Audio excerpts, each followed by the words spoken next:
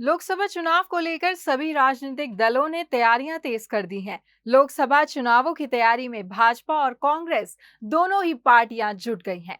Haridwar Lok Sabha seat की बात करें तो 2022 के विधानसभा चुनाव में भाजपा को काफी नुकसान उठाना पड़ा था।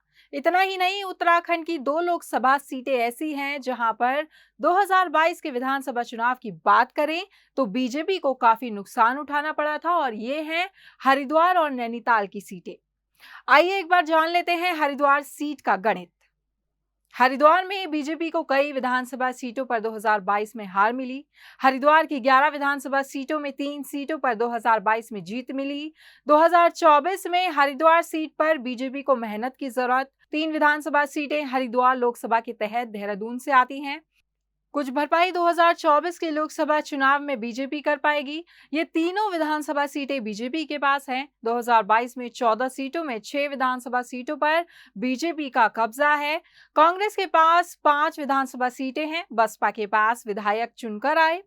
एक पर निर्दलीय विधायक उमेश कुमार की जीत। बीजेपी कांग्रेस के साथ बसपा दे रही टक्कर। ये भी हो सकता है अगर भाजपा ने 2022 के विधानसभा चुनाव के नतीजों से सबक नहीं लिया और बेहतर रणनीति के साथ हरिद्वार लोकसभा सीट पर चुनाव नहीं लड़ा तो परिणाम कुछ भी हो सकते हैं। इसलिए भाजपा को प्रधानमंत्री नरेंद्र मोदी के चेहरे के साथ बेहतर रणनीति के साथ हरिद्वार लोकसभा सीट पर चुनाव लड़ना होगा। हालांकि कांग्रेस के कई नेता हरिद्वार सीट को पार्टी के लिए मुफीद मानते हुए खुद के लिए अभी से दावेदारी भी शुरू कर चुके हैं। उधर बसपा भी हरिद्वार लोकसभा सीट को लेकर खासी रणनीति के तहत मैदान में उतरने की बात कर रही है।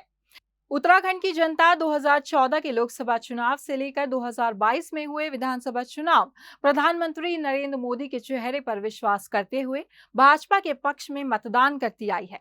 लेकिन जिस तरीके से 2022 के विधानसभा चुनाव में मैदानी क्षेत्रों में भाजपा के ग्राफ में कमी आई है, उससे ये संदेश मैदान के वोटरों ने दे दिया है कि अगर भाजपा के बेहतर चेहरों को चुनावी मैदान में नहीं उतारा गया तो प्रधानमंत्री के चेहरे पर मैदान की जनता कम विश्वास करेगी। आप देख रहे हैं खबर उत्तराखंड। अगर आप हमें YouTube पर देख रहे हैं तो हमें सब्सक्राइब करें और बेल आइकन दबाएं। अगर आप हमें Facebook पर देख रहे हैं तो हमें फॉलो जरूर करें।